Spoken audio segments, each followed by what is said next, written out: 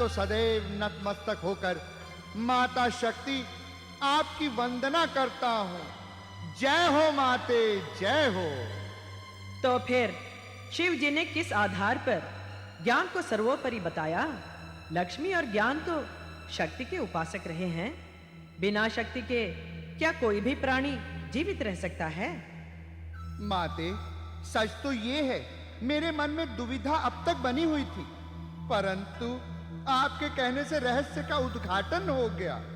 शक्ति बिना तो सब कुछ अधूरा है माते। नारद, मेरा प्रश्न तुमसे नहीं, महादेव से है।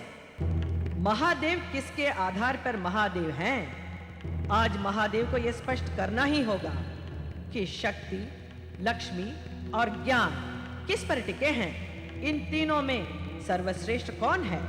देवी, श्रेष्ठता और अश्रेष्ठता के द्वंद्व में कुछ धरा नहीं है। विवाद सदैव अशांति का मूल होता है। बाहर के विषयों को बाहर ही त्याग कर हमारी भांति शांति का सुख भोगो, इसी में सार है। बाहर के सारे उत्पातों को मैं अपनी शक्ति से समाप्त करती रहती हूं, तो ही आपकी समाधि अविचल स्थिर रहती है। अन्यथा समाधि का सुख लेना भूल जाएंगे आप।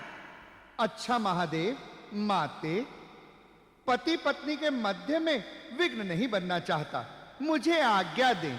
नारद, विवाद का विष वृक्ष तुमने ही बोया है। तुम्हारे सामने ही महादेव को अपना अभिमत प्रस्तुत करना होगा कि लक्ष्मी, ज्ञान और शक्ति में सर्वश्रेष्ठ कौन है? कहिए, कहिए ना। हे देवी, तुम ज्ञानमयी शक्ति हो, इसीलिए तो शिव हो। मैं नटराज और तुम मेरी नटेश्वरी हो, मेरे तांडव की साक्षी। परंतु यदि ज्ञान ना हो तो शक्ति रावण का रूप बन जाती है, जिसने शक्ति के मदांध में आकर माता सीता का हरण किया था। उस दुष्ट ने अपनी शक्ति तौलने के लिए हमारे कैलाश को भी उठा लिया था। हिरण्याक्ष जैसे दैत्य ने शक्ति के अहंकार के कारण पृथ्वी को चोटी से हटाकर जल में डुबाने का साहस नहीं किया था। उधर मूर्ख हिरण्यकश्यप तो शक्ति के मद में इतना मतवाला हो गया था कि स्वयं भगवान बन बैठा था।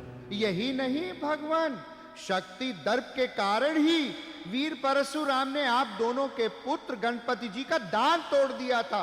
बेचारे एक दंत हो गए। नारद, प्रलाप बंद करो।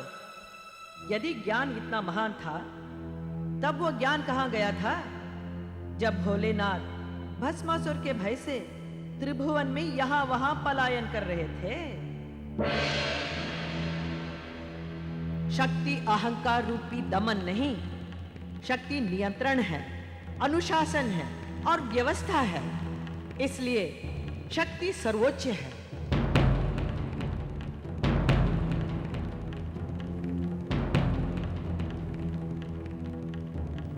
ज्ञान तो निष्क्रिय बनाता है। ज्ञान के निर्लेप हो जाने से लक्ष्मी का लोभ बढ़ने लगता है। फिर स्वार्थीजन दूसरों का धन हड़पने लगते हैं। स्वार्थ बढ़कर तमोगुण बन जाता है और वो तमोगुण असहायों पर अत्याचार, अनाचार और आक्रमण करते हैं। जब जब क्रियाहीन ज्ञान और लक्ष्मी के कारण धरती पर अशांति का बोलबाला हुआ है, तब तक शक्ति ने ही धरती को सुख चैन प्रदान किया है। ये सत्य है माते। आपको ये ज्ञात नहीं?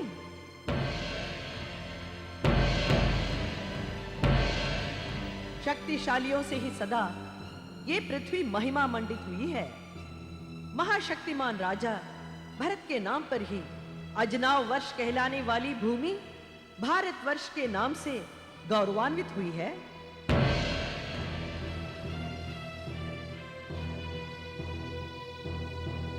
शक्ति के अवतार श्री राम ने शक्ति से ही राम राज्य की स्थापना की थी। क्या आप भूल गए? त्रिपुरासुर को मारकर त्रिपुरारी आप ज्ञान से नहीं, शक्ति से ही बने हैं। तभी तो सरस्वती के शास्त्रकारों ने कहा है वीर भोग्य वसुंधरा।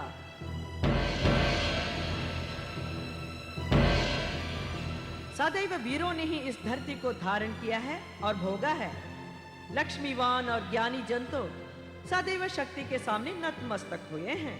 हे महिषासुर मर्दनी माते, आप स्वयं सिद्ध सर्वश्रेष्ठ हैं, परंतु माता लक्ष्मी को क्या कहूं, जो सर्वश्रेष्ठता का मद लिए बैठी हैं, और उधर माता सरस्वती को जो मति भ्रम हुआ है, उनकी सर्वश्रेष्ठता का प्रति उत्तर कौन दे? उन दोनों देवियों से मुझे कोई विद्वेष नहीं, परंतु अब उन्हें यह सिद्ध करके दिखाना अनिवार्य हो गया है कि ज्ञान, लक्ष्मी और शक्ति में सर्वोपरि सदैव सर्वोच्च शक्ति ही है। समझे भोलेनाथ? महादेवी, महादेवी सुनिए तो। शिव शिव हरि हरि, शिव शिव हरि हरि। नारद, शिव शिव कहकर तुमने शांत शिवलोक में कलह क्रीड़ा कर डाली। देवी रुष्ट होकर चली गई। हे देव, सदैव आप यही कहते हैं ना, अहंकार ही आपका भोजन है ना? अब तो देखना यही है, शक्ति, ज्ञान और लक्ष्मी धरती पर क्या क्या लीला दिखाती है। नारायण नारायण।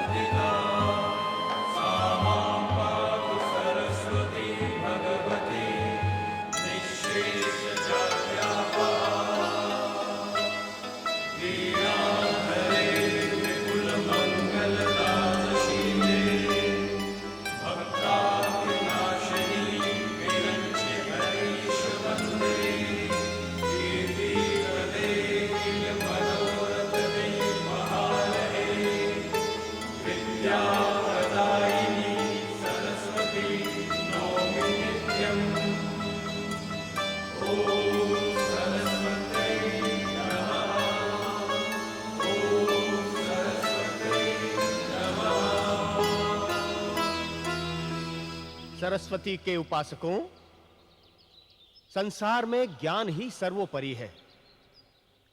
समस्त दुखों और अभावों का एकमात्र कारण अज्ञान ही है। मनुष्य को सदैव अपने कल्याण हेतु ज्ञान की आराधना करनी चाहिए। ज्ञान की आराधना करने से जीवन में सब कुछ प्राप्त किया जा सकता है। अर्थात ज्ञान ही सर्वोपरि बल है। बुद्धि यस्य बलम तस्य निर्बुद्धि कुतो बलम।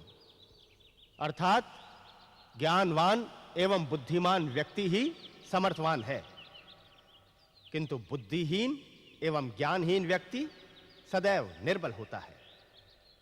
अतः ज्ञान की आराधना ही उचित है। सृष्टि के रचयिता जिन्होंने मानव जीवधारियों की रचना की है, उनके लिए ज्ञान ही सबसे बड़ा उपहार है। अतः सदैव ज्ञान की आराधना करें। पंडित जी, आपसे मिलने के लिए महामात्य महोदय पधारे हैं।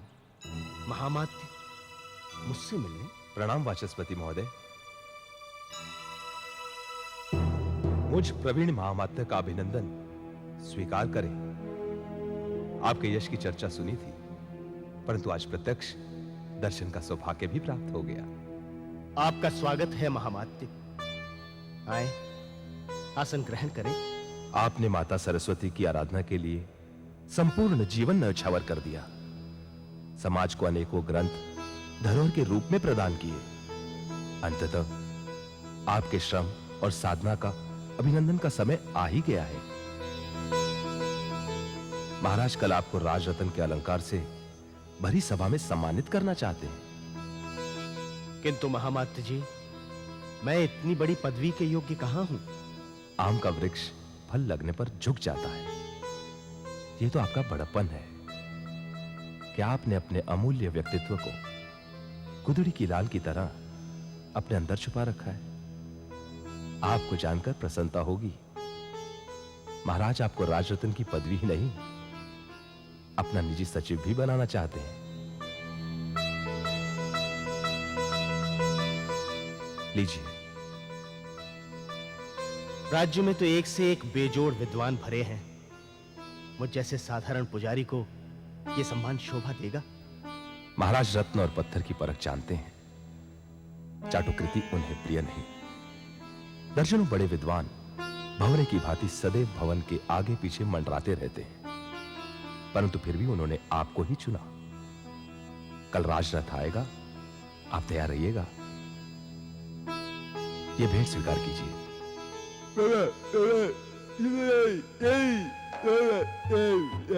कौन है ये? लगता है बोल नहीं पाता। ये मेरा इकलौता पुत्र विद्यासागर है श्रीमान। मां सरस्वती ने इसे वाणी नहीं दी। ये गूंगा है। ईश्वर की इच्छा के सामने हम सबको नत होना पड़ता है। अच्छा, नमस्कार, मैं चलता हूं।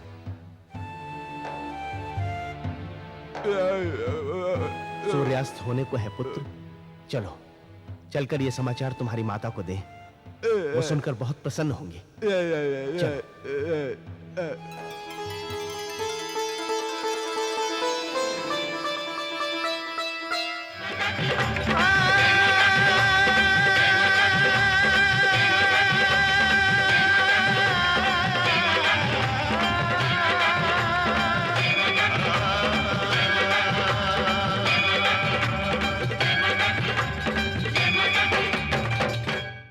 Cinevista is now on YouTube. Like, share and subscribe for more.